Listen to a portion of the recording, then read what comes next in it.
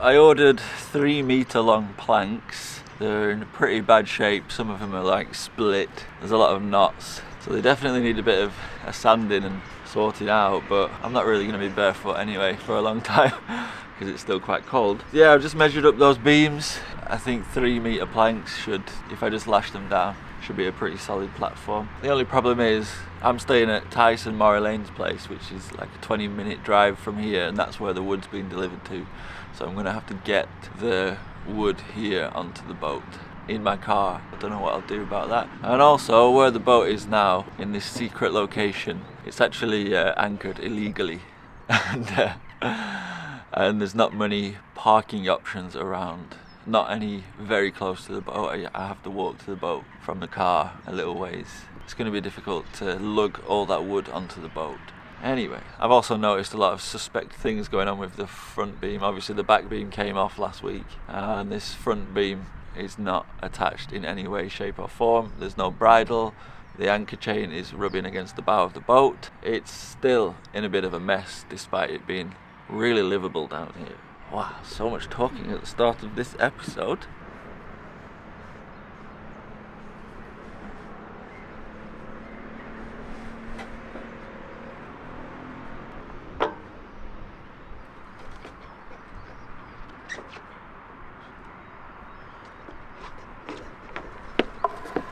I've just been fanning about trying to make a bridle, but it doesn't really make much sense because this front beam's not connected.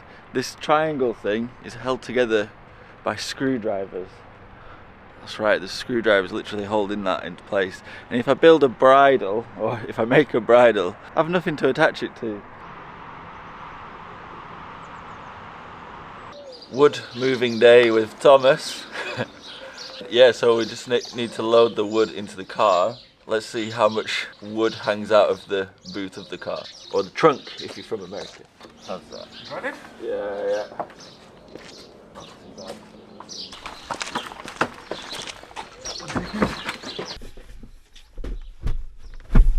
What do you reckon? Quite a lot. It's about 1 meter.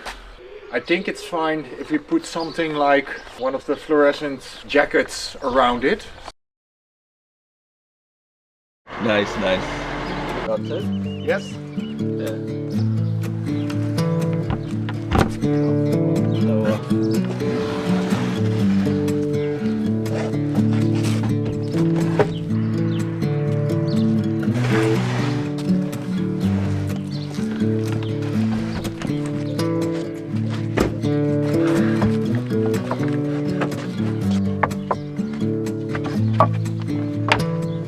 Should I try and hook that on underneath? Yeah, is that...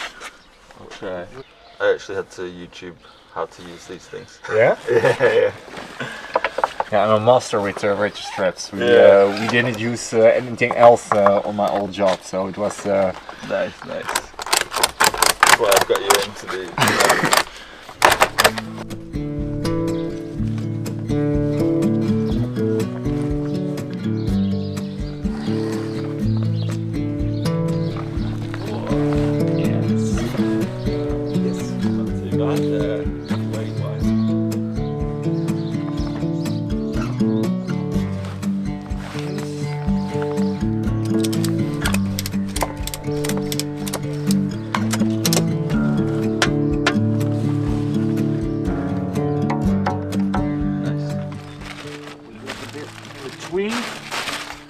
It's attached to the rope, so even if it gets some air.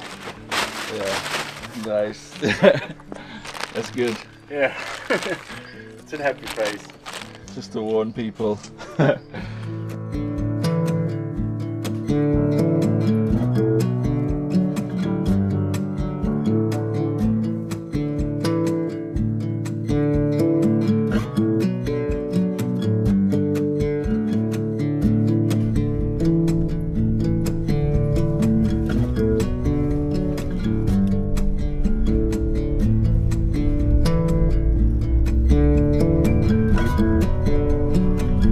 Okay, so we arrived safely and soundly.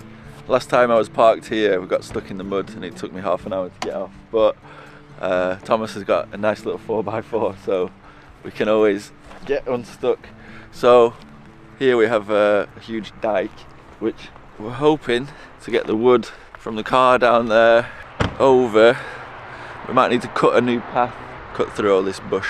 Then it's a faster route to get the wood onto the boat via the little dinghy. Let's have a little look. See if we can get there a bit.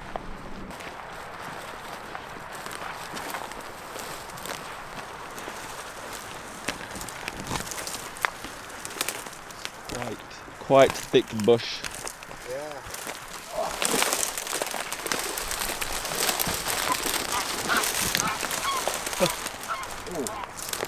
Goose nest here.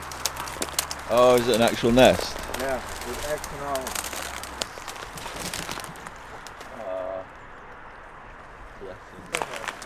Three nests here. More nests? Yeah, one here, and the first one you saw. Okay. Just googling about disturbing goose nests. These exact geese, these Dutch geese. These little pains in the ass is shit on my boat, but it's no excuse to disturb the nest, or is it? Till 40 years ago, this kind of goose was almost extinct, but now they have like the big places, like the Oostvaardersplassen, big nature reserves, and they're like in way higher numbers now. So they're taking over. Yeah, they're taking over to shit on everything. I think this is also the biggest spreader of bird flu stuff. Oh, right. Because they're wild and they migrate. Oh, the farmers are not glad with the glances because they're nicking away all the grass. Yeah.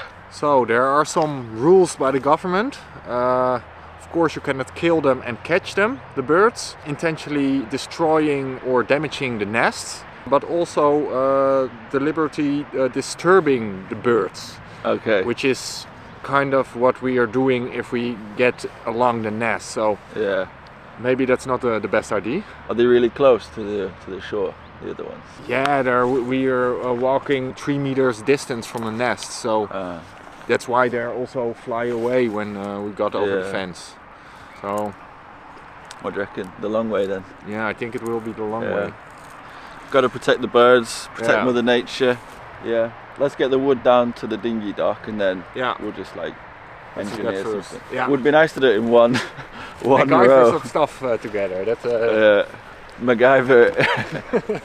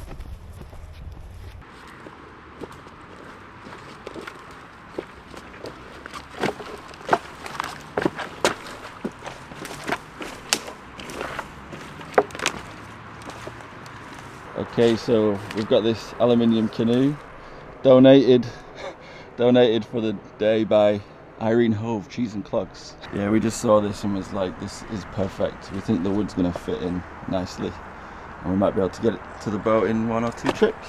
Okay.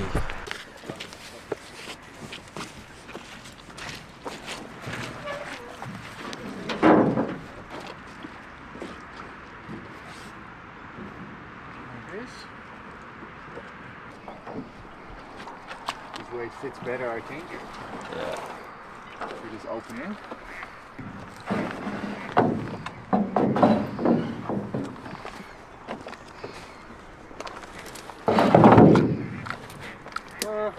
It will fit, but so it'll fit, but it'll just be difficult to get in and out. Yeah, when the stack increases, it's harder to fit next to it. Yeah.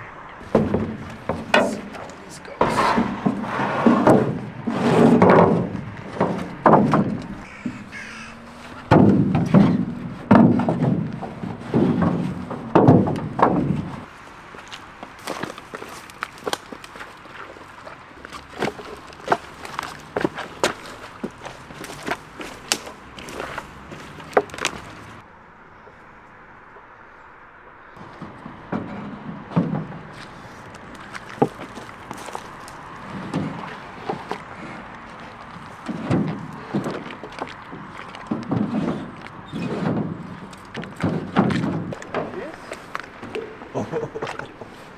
How does that feel?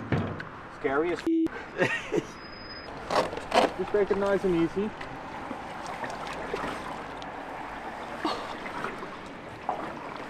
Will be fine, right? I hope so. I'm not even going to row, I think I'll just keep it balanced. That's fine. That's quite fast. Yeah. For the minimal rowing.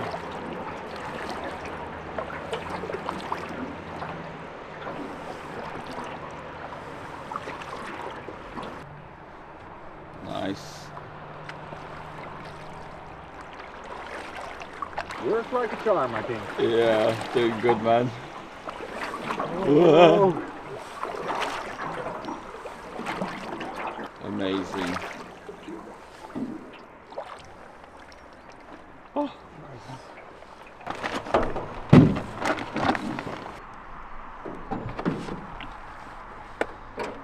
I must admit that was way easier to get the wood here than predicted. Yeah, that was scary. It was super wobbly. But we made it. We made it. Without getting wet, so... Yeah, so a subscriber came and visited us. We were just over getting the wood over there. And he's come... What was his name? Jared? Gerrit. Gerrit. Difficult word, name for me to say. But he's come with a sink. So we'll try that, hopefully that'll fit. And all sorts of bits. A winch and a handle. How about that? And loads of other stuff. Okay.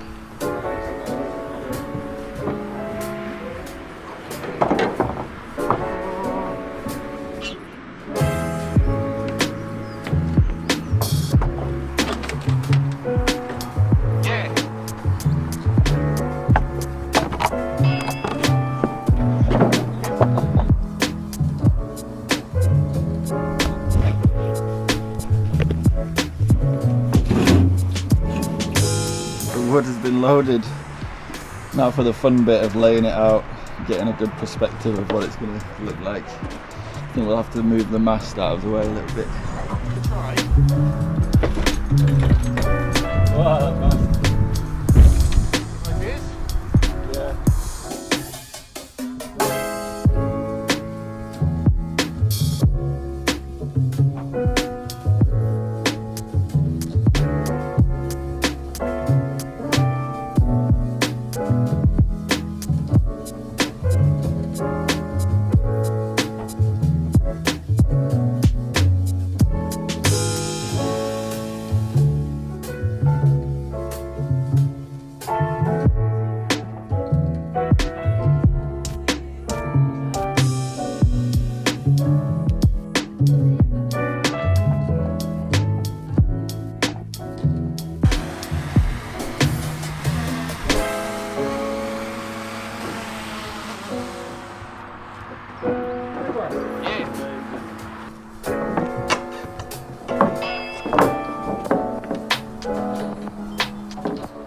So there we have it finally. The deck. Smashed it. Everything's gone so well today. Everything's gone to plan. Yeah, we should probably just tie it down temporarily, kind of. So, cheap rope. 20 meters per packet. I've got 2. Or we can get it to here and then, because then it tightens every... Yeah. And it looks nicer than you have on each side. side. See how that looks. A bit.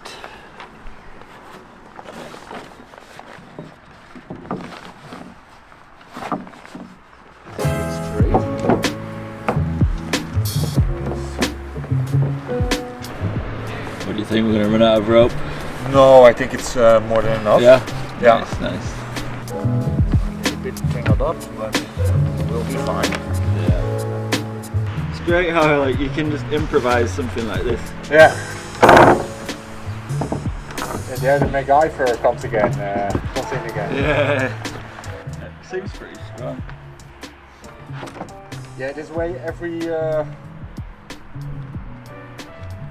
every wooden plank is like secured, but it's you don't use all the rope for also tying it down with each plank. Yeah. So we will get just enough, or maybe 20 centimeters would have been better, but yeah, 20 centimeters more. Is this a bit shorter, maybe? This one? Yeah. I have like still one underneath, and then over, and then I tied it to this rope. Yeah. Not sure if I think maybe I probably didn't get the same amount of tension as you. Yeah, I think so. But it's okay. You can try if it's. Yeah,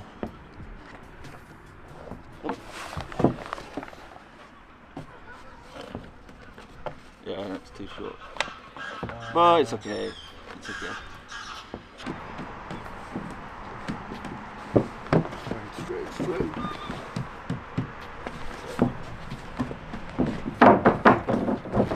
Strong? Pretty strong for now. Yeah. Yeah, just tying it down has made it super much stronger. It's definitely strong enough. Okay, this has to be tried.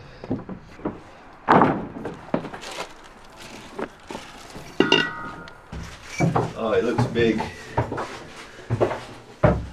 Oh, it's a floor. Yeah. So this sink's way too small, but it could be made. Just like a little adapting piece of wood. What do you think? It's nice and clean Yeah. compared to the last time. Yeah, last time it was horrible. Yeah, I can stand. Just. Yeah. Only in the tip. Yeah. What are you like? You must be like 6 foot or something. In foot, I think 6'5". So there was a problem for me also to find a boat where I can stand. Yeah.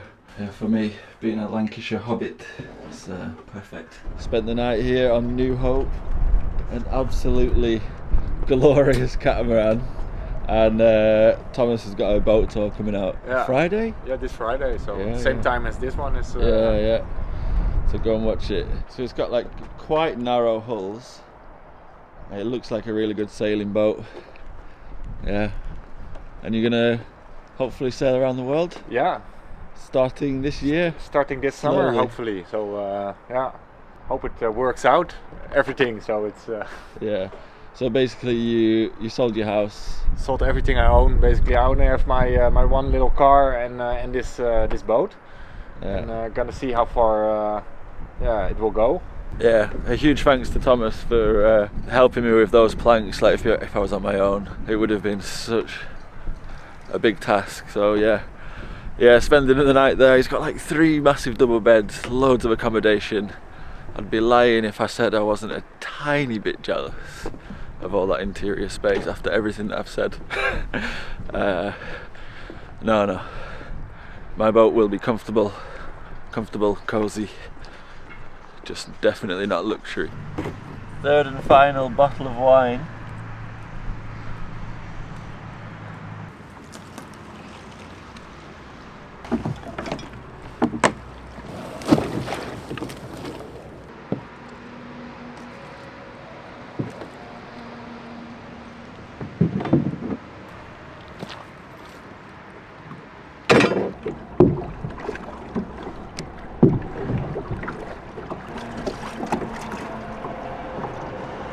I cannot stress it enough, right, that this is not in any way permanent, and it's not going to be like this when the boat's finished, or at least in a few months' time. Basically, this is just giving me a platform to go easily between the 2 hulls.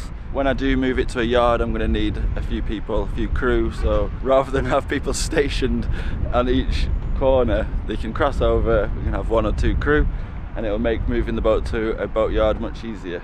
So a lot of people are confused as to how this boat's going to look like and whether there'll be any accommodation on the deck. So essentially what's going to happen is this deck will be removed and done properly. The mast step will go in between these 2 beams.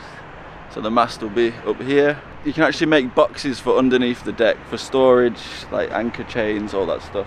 Here, eventually there'll be a little cabin, like a captain's cabin or an on-watch cabin. It'll basically just be a berth and shelter from weather. And then the next section there, where there's 2 planks, that's going to be the cockpit. The wheel will be over here, and that'll just be basically 2 ropes to the tiller bar. Then at the back, maybe just some net. I'll build this triangle into a bit of a deck and then probably just have a net underneath it. These structures here are completely temporary. They were done by the previous owner just to move the boat, so they have the outboard engines on them, or they should do. What I'll actually do is build a fiberglass and plywood engine box, which can be lifted up and put down. So I'm actually going back to the UK tomorrow. The weather here is absolutely rubbish. I've got nothing functional to do other than fix the engines, which I'd like to take home and do with my dad. Yeah, it'd be nice to get those engines running. There are, a few things as well. Like, I don't know if I can actually live or stay in the Netherlands for longer than 3 months, even though I have an EU residency with France. So I need to find out about that, get a visa. I'm sure there'll be a visa available, or I'll be able to change my French residency. So I need to investigate that. In terms of boat yards, the one that I wanted to go to has not got back to me yet. But there's another one in a really good place, pretty central to Amsterdam. But the only thing is they can only lift the boat out in the middle of May. That would give me a little bit of time to work on some stuff. I could build some stuff before going to the boatyard.